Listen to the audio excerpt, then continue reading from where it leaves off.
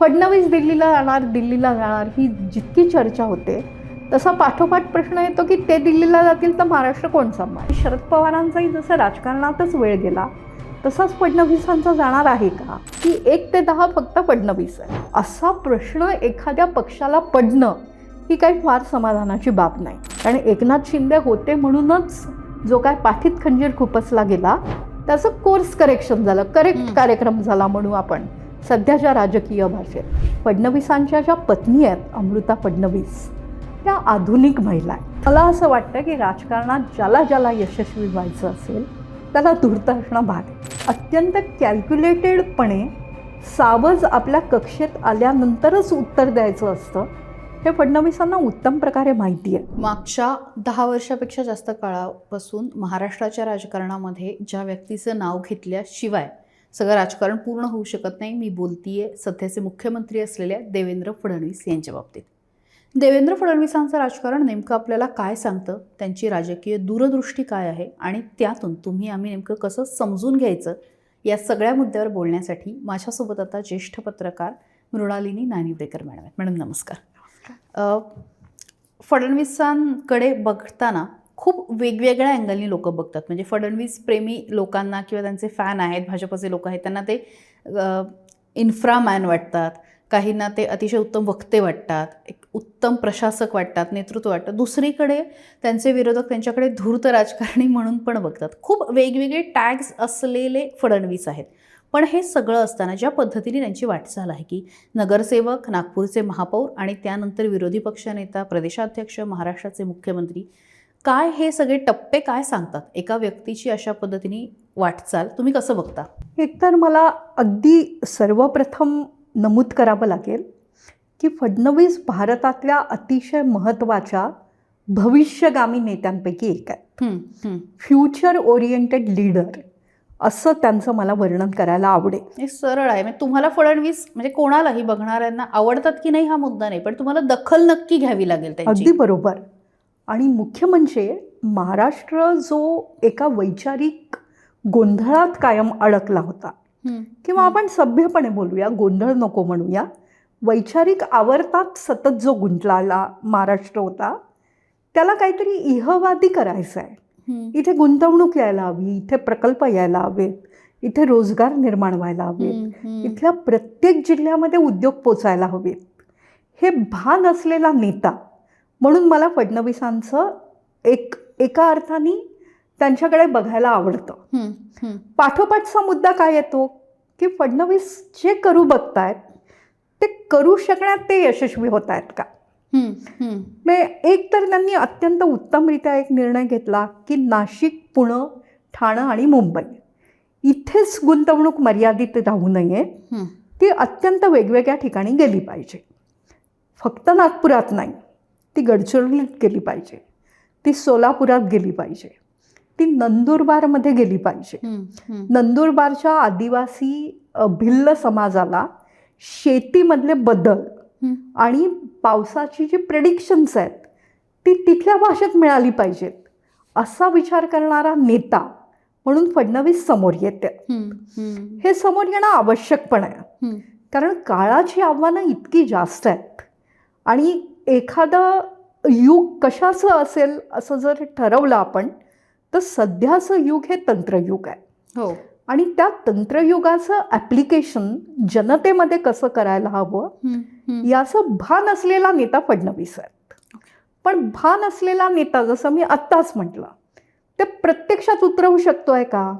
May he knows what is to be delivered, but is he able to deliver, हा सध्याचा सगळ्यात मोठा आणि महत्त्वाचा प्रश्न आहे. त्यांना जे डिलिव्हर करायचं आहे ते डिलिव्हर करू शकले तर ते याहून कितीतरी मोठे नेते होऊ शकतील. पण ही जी महाराष्ट्रासाठीची स्वप्न त्यांनी पाहिलेली आहेत ती जर प्रत्यक्षात येऊ शकली नाहीत तर कुठेतरी त्यांच्या पुढच्या वाटचालीसमोर प्रश्न उभे राहतील. काय आहे, त्यांच्या हातात जो महाराष्ट्र आलेला आहे तो चिंतेच्या परिस्थितीचा आहे. आणि हा काही केवळ म्हणजे एका वैचारिक आवर्ताचा किंवा वैचारिक अदरिंगचा भाग नाही आहे. महाराष्ट्रातलं वास्तवच असं झालेलं आहे की एखादा गुंतवणूकदार येतो त्याला सिंगल विंडो क्लिअरन्स मिळतो. पण तिथला जो स्थानिक आमदार आहे तो म्हणतो की तुम्हाला उद्योग करायचा आहे ना, मग जमीन मी म्हणीन त्या भावात, मी म्हणीन ते अधिकारी तिथे काम करतील, मी म्हणीन ते लोक तिथे कामगार म्हणून येतील आणि मी म्हणेन त्याच लोकांना कंत्राट द्यावं लागेल. आणि शिवाय एवढं करूनही मला वरतून काहीतरी द्यावं लागेल. हे महाराष्ट्राचं अत्यंत धक्कादायक आणि दुःखी करणारं वास्तव आहे. फडणवीसांना या वास्तवाची कल्पना आहे. म्हणून ते सातत्याने म्हणत असतात की गुंतवणूकदारांना रोखायचा प्रयत्न केला तर योग्य होणार नाही. काही तक्रारी असतील तर माझ्याकडे या. पण अशा तक्रारी बोलावून प्रत्यक्षात खरंच उद्योग येत आहेत का? MOUs खूप मोठ्या प्रमाणात येत आहेत. महाराष्ट्रात सर्वाधिक गुंतवणूकचे प्रस्ताव येत आहेत, मान्य आहे. पण ते कारखाने जोपर्यंत उभे राहत नाहीत तोपर्यंत फडणवीस काय करू शकतायत ते कितपत प्रत्यक्षात येत आहे असा प्रश्न आहे. गेल्या काही वर्षांमध्ये 14 पासून एक तर आपण लक्षात घेतलं पाहिजे, ते प्रदेशाध्यक्ष झाले आणि लगेचच मुख्यमंत्री झाले. म्हणजे महाराष्ट्राला फडणवीस काय आहेत हे कळू लागलं आणि ते थेट मुख्यमंत्री झाले. मुख्यमंत्री होऊन 5 वर्ष होत नाहीत, निवडणूक जिंकली, काहीशा जागा कमी झाल्या, त्या कमी झाल्या याचं संशोधन व्हायला हवं. पण एका महत्त्वाच्या राजकीय समाजानी, मराठा समाजानी सातत्याने उठाव करूनही मराठा समाजानी लक्षात घेतलं की यांनी आपल्याला स्कॉलरशिप्स दिल्या, यांनी आपल्यासाठी हॉस्टेल्स उभारली, यांनी आरक्षण आणलं. त्यामुळे समाजाने त्यांना स्वीकारलं असताना किंवा स्वीकारायची सुरुवात केली असतानाच त्यांच्या दैदिप्यमान कारकिर्दीमध्ये अचानक एक एवढा मोठा सेटबॅक आला की निवडणूक जिंकूनही ते मुख्यमंत्री होऊ शकले नाहीत. आणि कोणामुळे मुख्यमंत्री झाले नाहीत तर त्यांनी सर्वाधिक विश्वास ज्या उद्धव ठाकरेंवर टाकला असावा त्या उद्धव ठाकरेंच्या भूमिकेमुळे ते मुख्यमंत्री होऊ शकले नाहीत. त्यामुळे कुठेतरी त्यांना काहीतरी मिळतं आणि काहीतरी अचानक संकट उभं राहतं. आता असं बऱ्याच लोकांच्या राजकीय आयुष्यात अशी टॉपसी टर्वी येते. सापशिडीचे खेळ असतात. ते तुम्ही किती हुशारीने पेलू शकता आणि समोर जाऊ शकता यावर तुमची कारकीर्द अवलंबून असते. त्यामुळे फडणवीस त्यांच्या समोरची जी काय संकटं येतात त्यातनं कसा मार्ग काढतात हे बघणं आजच्या स्थितीत फार उत्सुकतेचा मुद्दा झालेला आहे. सध्या देशामधल्या ज्या काही महत्त्वाच्या नेत्यांची नावं घेतली जातात त्यात मोदींच्या पाठोपाठ नावं कोणाची येतात? केंद्रीय गृहमंत्री अमित शहा.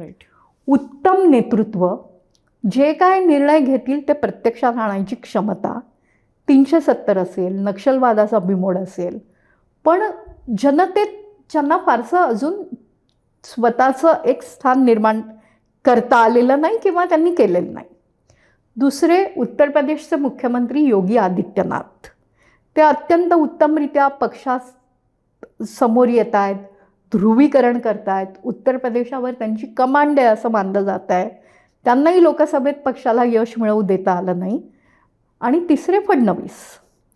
त्यामुळे भारतीय जनता पक्षाची वाटचाल तशीच पुढे चालू राहिली तर हे 3 नेते महत्त्वाचे होतील.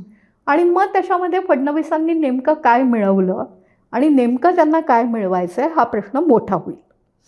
त्यांनी समाजातल्या मिडल क्लासमध्ये स्वतःबद्दल एक आस्था निर्माण केली आहे, नक्की आहे.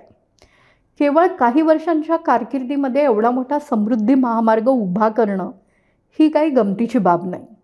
वाढवणमध्ये सर्वात मोठं बंदर मी उभं करून दाखवीन अशा रीतीने पावलं टाकून ते इन्फ्रामॅन आहेत असं दाखवतात. पण पुन्हा मुद्दा तोच येतो की ते जे काय करतायत ते जनतेपर्यंत पोचवून देणारी यंत्रणा त्यांच्याकडे आहे का? आज महाराष्ट्राच्या मंत्रिमंडळाबद्दल भाजपचं उदाहरण घेऊन असं बोललं जातं की 1 ते 10 फक्त फडणवीस आहेत. नेत्याच्या दृष्टीने ही काही खूप समाधानाची बाब नाही आहे. नेत्याला काय होतं या स्टेजमध्ये की काही प्रतिरूपं तयार करावी लागतात की जी तुमच्या इतकीच सामर्थ्यवान आहेत, तुमच्या इतकीच क्षमतावान आहेत आणि नाही तुम्ही तरी ते तुमचं काम करू शकता. फडणवीस दिल्लीला जाणार ही जितकी चर्चा होते तसा पाठोपाठ प्रश्न येतो की ते दिल्लीला जातील तर महाराष्ट्र कोण सांभाळेल? असा प्रश्न एखाद्या पक्षाला पडणं ही काही फार समाधानाची बाब नाही. त्यामुळे फडणवीस नवे नेते किती तयार करू शकतायत ते स्वतःचे जी शक्तीस्थळं आहेत ती मोठी आहेत, ती निर्माण करून पुढच्या फळीतले नेते तयार करू शकतायत की नाही, हा आज महत्त्वाचा मुद्दा आला आहे. दुसरं असं आहे की महाराष्ट्राच्या प्रशासनाला देखील काहीही करायची सवय झालेली आहे. साधारणतः असं म्हणतात की एका पक्षाची सत्ता नसली की मग वेगवेगळे दबावगट काम करत असतात. मग नोकरशाही पण काहीतरी करायला लागते, स्वतःच्या मागण्या करते, त्या आडमार्गाने पूर्ण करायचा प्रयत्न करते. त्याच्यावर अजून किती कंट्रोल आलेला आहे हा एक महत्त्वाचा प्रश्न आहे. फडणवीसांच्या नशिबात जे काय लिहिलेलं असेल त्यातच त्यांच्या नशिबात एकनाथ शिंदे लिहिलेले आहेत. एकनाथ शिंदे त्यांना फायद्याचे पण आहेत, कारण एकनाथ शिंदे होते म्हणूनच जो काय पाठीत खंजीर खुपसला गेला त्याचं कोर्स करेक्शन झालं, करेक्ट कार्यक्रम झाला म्हणू आपण सध्याच्या राजकीय भाषेत. पण जे एकनाथ शिंदे त्यांचं शक्तीस्थळ आहेत ते त्यांना पुढे आव्हान देणारे नेते पण ठरू शकतात.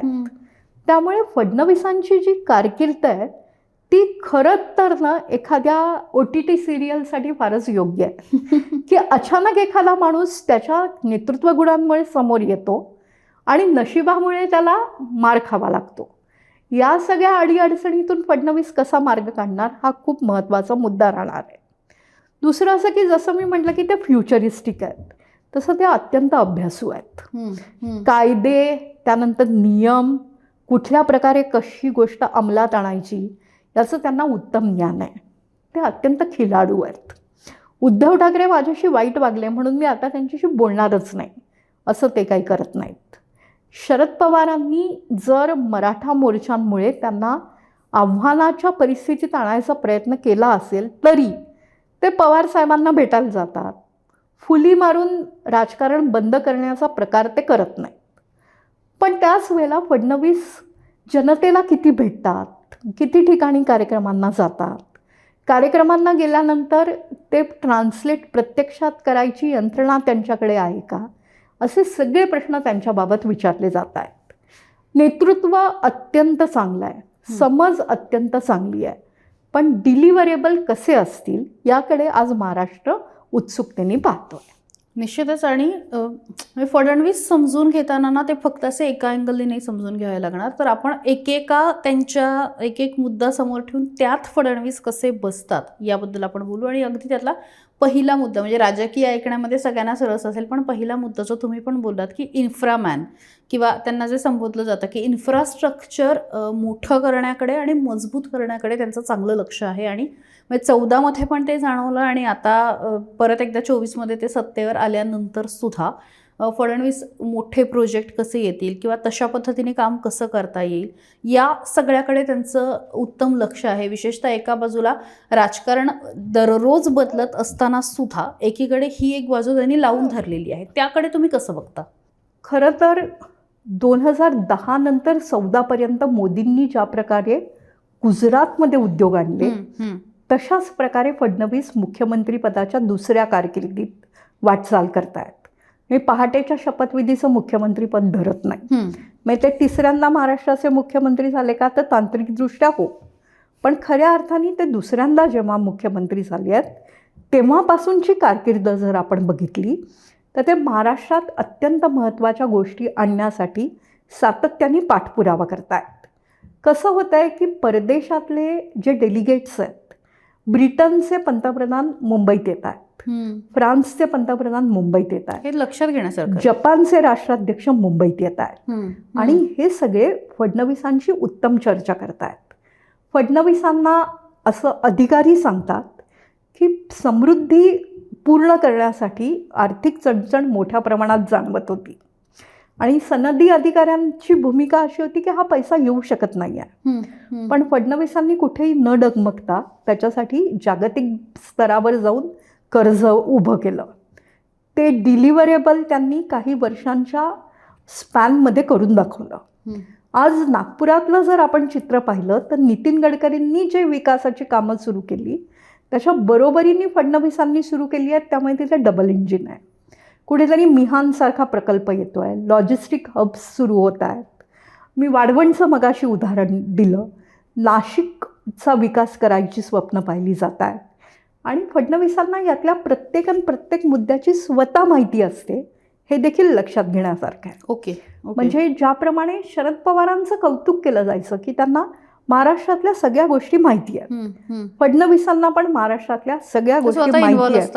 ते सध्या स्वतः इन्व्हॉल्व असतात, प्रत्येक गोष्टीची माहिती ते ठेवत असतात. पण पुढचा मुद्दा तोच येणार आहे की शरद पवारांचाही जसं राजकारणातच वेळ गेला तसाच फडणवीसांचा जाणार आहे का? आणि मागचं राजकारण वेगळं होतं, 21व्या शतकाचं राजकारण वेगळं आहे. त्यामुळे फडणवीस कोस्टल रोड त्यांनी तयार केला, कनेक्टिंग लिंक, ज्याचं मिसिंग लिंकवरून नाव कनेक्टिंग लिंक करावं अशा पद्धतीचा विचार त्यांनी मांडला आणि तो प्रत्यक्षात आणून दाखवला. ते श्रेय काही प्रमाणात शिंदेंचं पण आहे. पण ही कनेक्टिंग लिंक बंद झाली असं म्हटल्याबरोबर फडणवीस कासावीस होतात, फडणवीस चिडून विधानसभेत उत्तर देतात. त्यामुळे मला या महाराष्ट्राची परिस्थिती बदलायची आहे अशी वृत्ती असलेला हा एक महत्त्वाचा नेता आहे. असे मुख्यमंत्री कोणत्याही राज्याच्या कुंडलीत फार कमी वेळा येतात, महाराष्ट्राच्या कुंडलीत आल्या. जसं फडणवीसांच्या कारकिर्दीकडे मुख्यमंत्री म्हणून बघायला हवं तसं दोन गोष्टींनी पण बघायला हवं. एक तर गृहमंत्री म्हणून देवेंद्र फडणवीस आणि ज्या मुद्द्यावरती बोलायलाच हवं ते म्हणजे विरोधी पक्षनेते म्हणून देवेंद्र फडणवीस. तर गृहमंत्री म्हणून म्हणजे महाराष्ट्रामध्ये मागच्या काही वर्षापासून ज्या पद्धतीने आव्हानं येत आहेत, कारण आता गुन्ह्यांची व्याप्ती पण बदलती आहे, पद्धत पण बदलती, म्हणजे सायबर क्राईमसारखा एक मोठं आव्हान आपल्यासमोर आहे. दुसरीकडे पॉस्कोसारखे बाललैंगिक अत्याचार किंवा अत्यंत काय म्हणू शकतो चीड येतील, संताप येतील आणि संपूर्ण महाराष्ट्र पेटून उठेल अशा पद्धतीच्या सुद्धा काही गोष्टी घडलेल्या आहेत. त्यामुळे ते पण एका बाजूला सुरू आहे आणि अशावेळी फडणवीसांचं गृहमंत्री असणं, त्या विभागामध्ये काम करणं, कारण बाकी काही असो पण त्यांची त्या विभागावर उत्तम पकड हे वारंवार आणि वेळोवेळी दिसून आलेलं आहे. त्याकडे कसं बघता? एकतर महाराष्ट्राचे खूप भाग आहेत. पश्चिम महाराष्ट्र, विदर्भ कुठे ताळमेळ नाही. होय. उत्तर महाराष्ट्र, मुंबई ठीक आहे, लिंक्स आहेत पण वातावरण अगदी वेगळं आहे. कुठेतरी खरात सारखा भोंदू बाबा समोर येतोय. तो समोर आल्याबरोबर फडणवीस ते निखंदून काढतायत, पण मुळात अशी हिंमतच कशी होते कोणाचं काहीतरी करायची. TCS नाशिकचं प्रकरण तर भयंकर आहे. मग ठीक आहे, त्यातल्या गुन्हेगारांना तुम्ही शासन करता आहात, शेवटापर्यंत नेत आहात, पण गृह खात्याची जरब अजून वाढायला हवी आहे आणि ती वाढत नाही याचं कारणच राजकीय हमरीतुमरीवर प्रत्येकाचं येणं हे आहे. राजकीय पक्षांची स्पर्धा इतकी विकोपाला गेली आहे, निकाल वेगळे लागले असले तरी, की आपोआप नेत्यांचे दबाव, नेत्यांचे फोन अशा पद्धतीचे गोंधळ सुरू असतात. पण दुसरीकडे फडणवीसांना हे सगळे गुन्हे उकलण्यात तंत्रज्ञानाची मदत घ्यावीशी वाटते, हे तर सत्य आहे. सायबर क्राईम क्षेत्रामध्ये महाराष्ट्राने जे काय केलेलं आहे ते अतिशय उत्तम आहे, त्याच्याकडे एक आदर्श व्यवस्था म्हणून बघितलं जातं. शिवाय महाराष्ट्र हे बाकी राज्यांपेक्षा वेगळं आहे असं आपण वारंवार म्हणतो. त्यातलं एक त्या मालिकेतलं कारण हेही आहे की इथे गुन्हे नोंदवले जातात. काही ठिकाणी तर गुन्हे नोंदवायला गेल्यावर त्या राज्यांची पोलीस ठाणी लिहून घ्यायलाच नकार देतात. तसा प्रकार महाराष्ट्रात नाही. पण अर्थ खातं, मुख्यमंत्रीपद, पक्षांचं राजकारण, सहकार्यांचं राजकारण हे करता करता ते गृह खातं कसं सांभाळतात हा खरं तर एक म्हणजे कुतूहलाचाच विषय झालेला आहे. आता जसं आपण गृह खात्याबद्दल बोललो तसं विरोधी पक्ष नेत्याबाबत, कारण म्हणजे त्यांचं वक्तृत्व उत्तम आहे हे आपण काही सांगायची गरज नाही, संपूर्ण महाराष्ट्राला माहिती आहे. पण ज्या पद्धतीने म्हणजे वाजे आणि ते सगळं अँटेलिया प्रकरण त्यांनी खणून काढलं आणि गृहमंत्री तत्कालीन होते त्यांच्या राजीनाम्यापर्यंत ते नेलं, किंवा त्या काळामध्ये अक्षरशः सरकारला सळोकीपळो करून सोडणं आणि प्रत्येक बाजू खमकेपणाने उभं राहणं, म्हणजे एखादा माणूस असता तो कदाचित खचला असता, पण इतकी राजकीयदृष्ट्या ट्रोल होऊन सुद्धा ते उभे राहिले आणि नुसते उभे राहिले नाही तर विरोधी पक्षनेता कसा असावा हे त्यांनी महाराष्ट्राला त्या काळात दाखवलं. म्हणून विरोधी पक्षनेते म्हणून फडणवीस कसे वाटतात? फडणवीसांची मुख्यमंत्री होण्याची जी कारकीर्द होती विरोधी बाकांवरची ती देखील अत्यंत नेत्रदीपक मुळात इतके चिवट आहेत, ते अत्यंत चिवट आहेत आणि मुख्य म्हणजे ते काही गोष्टींचा खूप उत्तम अभ्यास करतात. ते ज्यावेळेला विधिमंडळाचं कामकाज सुरू व्हायचं ते सुरू झाल्यापासून विधिमंडळाचं कामकाज संपेपर्यंत त्या परिसरातून हलायचेच नाहीत. पूर्वीही. ओके. त्यामुळे काय व्हायचं, एक तर वकील आहेत, हुशार वकील आहेत, त्यामुळे प्रत्येक नियमाची अत्यंत उत्तम माहिती आहे. त्याचा त्यांना फायदा होतो. काही संसदीय आयुध तर अशी होती की एखाद्या प्रश्नोत्तरावर जर वचन दिलं सरकारने की हे आम्ही प्रत्यक्षात आणू, तर त्याची एक समिती असते आणि त्या समितीच्या आयुधाचा वापर करत फडणवीसांनी नागपूरमध्ये झोपडपट्ट्यांचा पुनर्विकास केला, बदलवून दाखवल्या साधा आमदार असताना पहिल्या टर्ममध्ये. ओके. त्यानंतर सातत्याने ते एकनाथ खडसे, जे तेव्हा त्यांचे मित्र होते, मोठे सहकारी होते, मोठा भाऊ होते, वडील होते, जे काय म्हणता येईल, त्यांच्या बरोबरीने काम करताना त्यांनी अनेक प्रश्न महाराष्ट्राचे विरोधी पक्षनेता म्हणून धसास लावले. तुम्ही म्हणता ते अगदी बरोबर आहे की एखादा माणूस खचला असता की मी निवडून आलो, धोका झाला, मी तर त्या बैठकीत पण नव्हतो, बंद दरवाजा आड, आणि सीएम होणार आणि असं झालं असताना. अगदी बरोबर. अशा वेळेला त्यांनी खचून न जाता त्यांचं जे काय नेटवर्क होतं आणि तो हिरेन नावाचा एक माणूस मनसुख कसा काय त्या ठाण्याच्या खाडीमध्ये पडलेला सापडला आणि त्याची पाळमुळं त्यांनी कशी काय खळून पाहिली, हा खूप महत्त्वाचा विषय आहे. त्यातच गिरीश महाजनांनी जळगावमध्ये एक काही टेप समोर आणली होती की त्या टेपमध्ये असं होतं की फडणवीसांना जेलमध्ये टाकणं हे जवळपास ठरलं होतं. 2.5 तासांचं रेकॉर्डिंग या दोघांनी कसं काय मिळवलं, हा देखील एक अजून न उलगडलेला प्रकार आहे, कोडं आहे ते. त्यामुळे फडणवीस मुख्यमंत्री म्हणून तर चांगलेच आहेत, पण ते विरोधी पक्षनेते म्हणूनही उत्तम काम करतात. संसदपटू, प्रशासनाची माहिती असलेला एक नेता आणि अत्यंत झुंजार विरोधी पक्षनेता, असे सगळे गुण त्यांच्यामध्ये आहेत. काय झालेलं आहे की नरेंद्र मोदी यांना विरोधी पक्ष नेता किंवा विरोधी पक्षात काम करायची वेळ आली नाही. नरेंद्र मोदी उत्तम संघटक आहेत, उत्तमरित्या ते एखादा विचार जो मनात येतो तो लोकांमध्ये पोचवू शकतात. टेक्नॉलॉजीमध्ये नरेंद्र मोदी अत्यंत सरस आहेत, पण त्यांना विरोधी पक्षात काम करायची कधी वेळच आली नाही.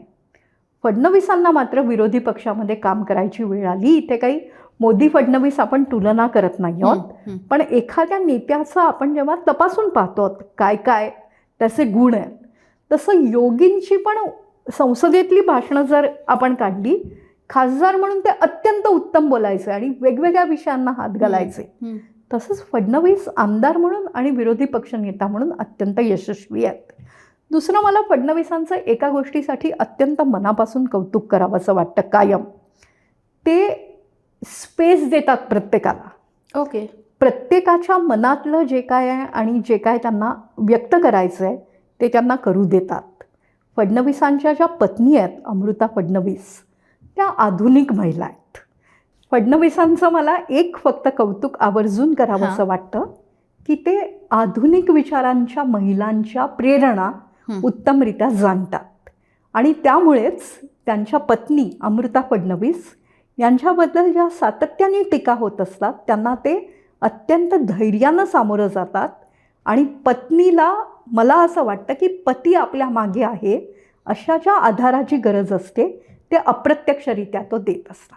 हे सगळं म्हणजे त्यांचं एकमेकांशी असलेलं बॉन्डिंग किंवा अमृता फडणवीस यांच्यावरती टीका हा एक तर मुद्दा असतोच, पण सेम टाईम त्यांच्यावरती म्हणजे एकतर म्हणजे बायकोच्या कामामुळे किंवा वर्तनामुळे, त्यांच्या अपीअरन्समुळे होणारं ट्रोलिंग, इथपासून ते होणारं बॉडी शेमिंग असू द्या किंवा एखादं वाक्य, एखादा शब्द तोंडातनं गेल्यानंतर तो पुन्हा येईन सारख्या गोष्टीचं त्यांच्यावरतीच काही प्रमाणामध्ये विरोधकांनी बुमरँग करण्याचा प्रयत्न केला. हे जे किंवा त्यांचा एखादाच फोटो असतो की एक त्यांचा फोटो आहे की कुठल्या तरी गेस्ट हाऊसला ते बसलेले होते आणि समोर काही थोडासा सुकामेवा ठेवलेला होता, तर इतकं खातात अशा पद्धतीने तो फोटो भासवण्याचा प्रयत्न होता. उदाहरण म्हणजे ज्या पद्धतीने त्यांना ट्रोल केलं जातं, ज्या स्टाईलनी करता येईल त्या स्टाईलनी, तर एवढं सगळं ट्रोलिंग होऊन सुद्धा ते ताठमानेने महाराष्ट्रामध्ये फिरतायत किंवा त्यांचं मनोधैर्य तितक्या प्रमाणात टिकून आहे. मला असं वाटतं की हे सुद्धा लक्षात घेण्यासारखी गोष्ट आहे. एकतर सोशल मीडियाच्या काळामध्ये नेत्यांना अत्यंत वाईट टीकेला सामोरं जावं लागणारच आहे, याला कोणीही काहीही करू शकत नाही. आणि ही या जगाची नवी ओळख आहे आणि हा सध्याच्या काळातला धर्म आहे हे फडणवीसांनी मला असं वाटतं लक्षात घेतलेलं आहे. त्यामुळे कोणी किती प्रकारची टीका केली तरी ते तसेच असतात. एकदा ते केव्हा तरी म्हणालेही होते की नेकी कर और दर्या में डाल, असा माझा स्वभाव आहे. आजकाल ते अचानक कधी कधी शेरोशायरी करून की मी असा समुद्र आहे की ज्याची लाट कधीही समोर येऊ शकेल वगैरे अशा रीतीची पण विधानं करतात. थोडक्यात काय तर आय हॅव अराइव्ड असं फडणवीस वेळोवेळी सांगत असतात. आणि हे सांगत असताना त्याची जी काय राजकीय किंमत चुकवावी लागते त्याची मला असं वाटतं त्यांना जाणीव असते. आणि काय होतं की जो नेता समोर असतो त्याला he has to lead from front. त्याच वेळेला फडणवीस कशा रीतीने चाणाक्षपणा दाखवतात तर ते म्हणतात की शिंदेंना पक्षामध्ये घेणं हा आमचा स्वधर्म आहे, कारण ते हिंदुत्ववादी आहेत. उद्धव ठाकरेंनी हिंदुत्ववाद सोडला म्हणून आम्ही शिंदेंना आमच्यात घेतलं. आणि अजितदादा पवार ज्यांचं येणं हे धर्मनिरपेक्षतेमुळे फारसं रुजलेलं नव्हतं, त्याच्यावर ते म्हणतात हा आमचा आपद्धर्म आहे.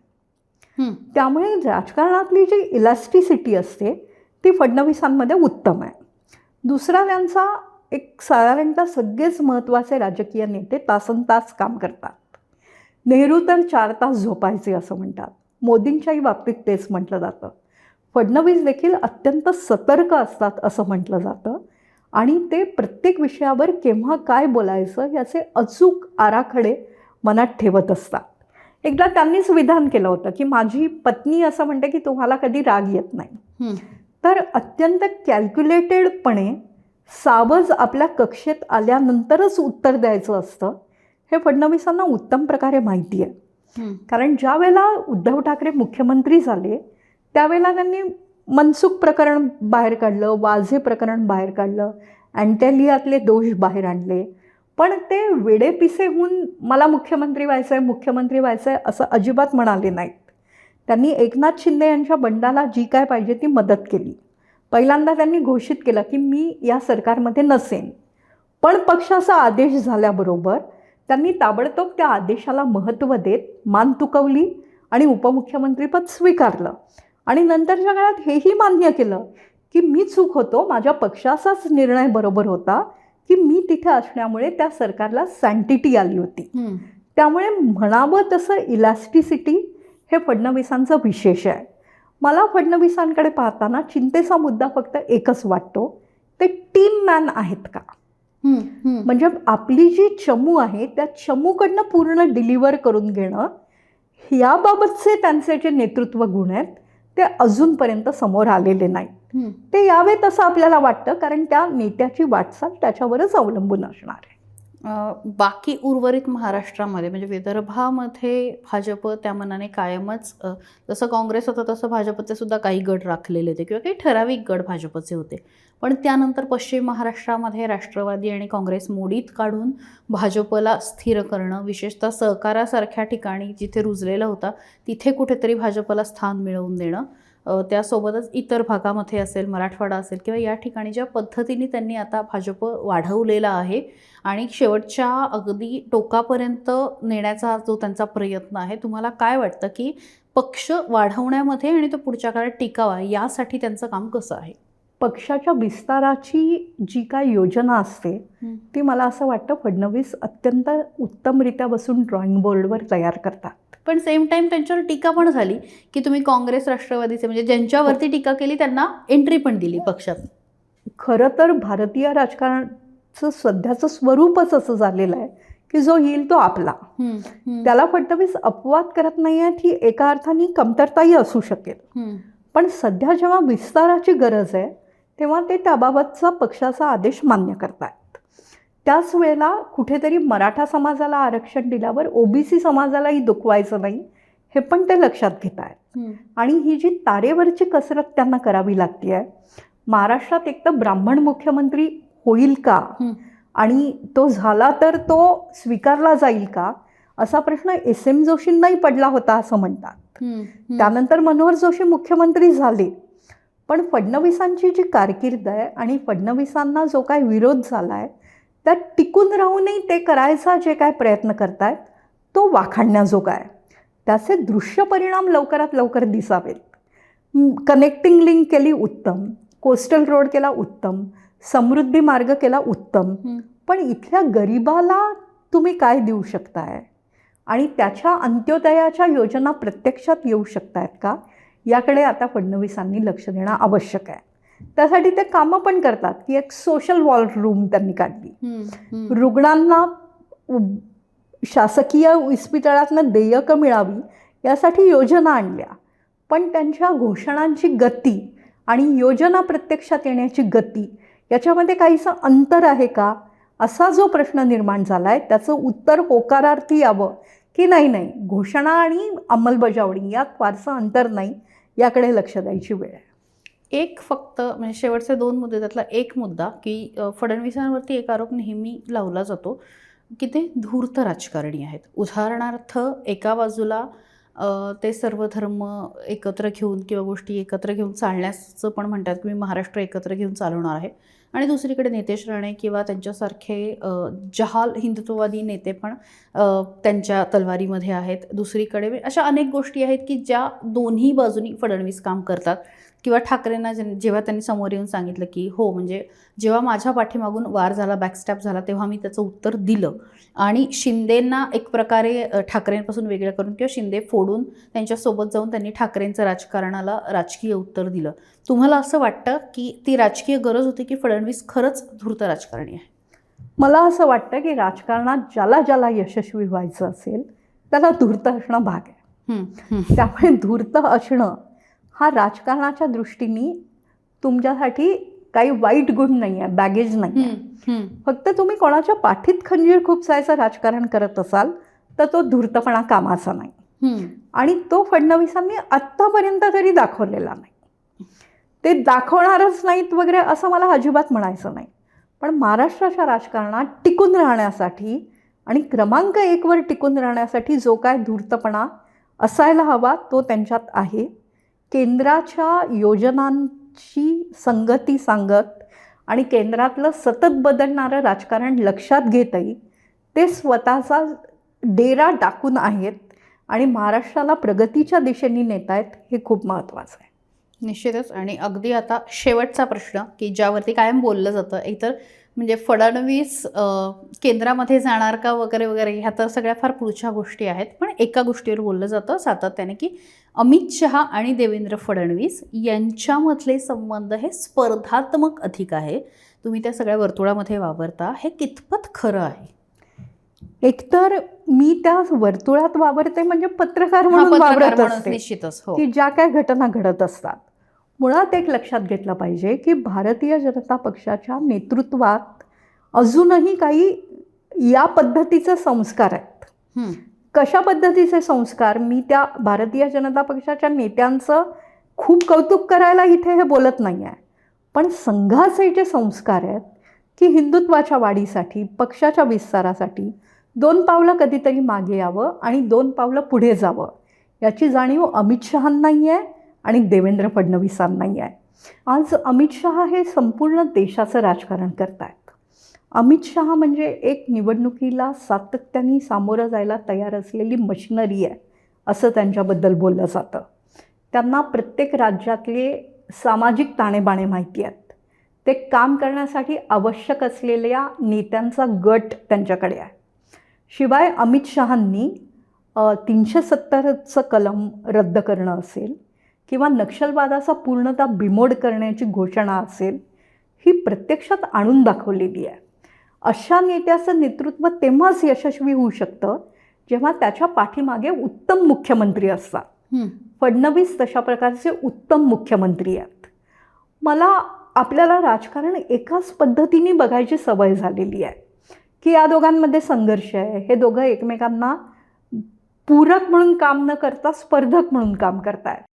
सध्या अमित शहा यांच्या राजकारणाचा परीघ हा पूर्णतः देशव्यापी आहे आणि फडणवीसांच्या राजकारणाचा परीघ, नेतृत्वाचे गुण हे महाराष्ट्रापुरती आहेत. महाराष्ट्राला एक अत्यंत वाईट खोड लागलेली आहे गेल्या कित्येक वर्षांपासून की इथला यशस्वी नेता हा पंतप्रधान झाला पाहिजे. ती यशवंतराव चव्हाणांबाबतही आपण पाहिली. यशवंतराव चव्हाण त्यांच्या कुंडलीतल्या योगामुळे असेल, जाऊ दे असे शब्द नको वापरूया, दुर्दैवामुळे पंतप्रधान होऊ शकले नाहीत. आपण हिमालयाच्या मदतीला सह्याद्री गेला वगैरे असं सतत बोलत राहिलो. शरद पवारांमध्ये पंतप्रधान होण्याचे गुण आहे असं म्हणायचे. 2.5 जिल्ह्यांपुरतंच त्यांचं साम्राज्य मर्यादित असलं तरी त्यांच्यात पंतप्रधानांचे गुण आहेत असं बोललं जायचं. ते प्रशासकीय अर्थाने खरंही होतं. देवेगौडा आणि गुजराल पंतप्रधान झाले, पण शरद पवार पंतप्रधान होऊ शकले नाहीत. प्रमोद महाजनांमध्ये तसे नेतृत्व गुण होते, पण त्यांची दुर्दैवाने त्यांच्याच भावाने हत्या केली. तेव्हापासून मराठी माणसाला कुठेतरी आमचा नेता हा पंतप्रधान झालाच पाहिजे असं वाटायला लागतं. आणि एखादं नेतृत्व तयार होत असतानाच आपण थेट पंतप्रधान पदाची स्वप्न पाहतो. जी पानिपतची लढाई आपण हरलोच नाही, फक्त एकदा हरलो, बाकी काही वेळा जिंकलो, पण आमचा मान अपमानच त्या पानिपतच्या हरलेल्या लढाईत अडकलेला आहे. त्यामुळे काही झालं तरी आम्हाला पंतप्रधान व्हायचं आहे. आणि या अपेक्षा आणि या अपेक्षांचं वारंवार होणारी चर्चा ही देखील फडणवीसांच्या प्रगतीतला एक मोठा अवरोध आणणारा घटक ठरते आहे. त्यांच्या क्षमतांचा पूर्णपणे वापर करून त्यांनी जरूर पंतप्रधान व्हावं, पण आत्ता ती चर्चा करायची वेळ नाही. आत्ता जर तुलनात्मक अभ्यास केला तर अमित शहा कितीतरी पुढे आहेत. तेही पंतप्रधान होतील का, जनता त्यांना मत देईल का, माहीत नाही. त्यांची सत्ता पुन्हा येईल का, तेही माहीत नाही. पण उगाचच महाराष्ट्राच्या मुख्यमंत्र्यावर पंतप्रधान पदाच्या अपेक्षांचं ओझं लादणं हे मला असं वाटतं आता आपण सध्या थांबवायला हवं. तसं जर झालं नाही तर वारंवार याच चर्चा होत राहतील आणि मग वाद नसतील तरी वाद होत राहतात आणि राजकारणात अडचण निर्माण होतो. निश्चितच. आणि मला असं वाटतं की फडणवीसांची कारकीर्द ही त्यांचं वय बघता आणि सध्याची सगळी स्थिती बघता बरेच काळ महाराष्ट्राला बघायची आहे. त्यामुळे ती कशा पद्धतीने खुलते आणि त्यातनं नवनवीन काय काय मिळतं आपण बोलणार आहोत. ही चर्चा इथेच थांबणार नाही. पुन्हा एकदा मॅडमला बोलवूया आणि वेगवेगळ्या विषयांवर बोलूया. तूर्तास धन्यवाद. Thank you ma'am.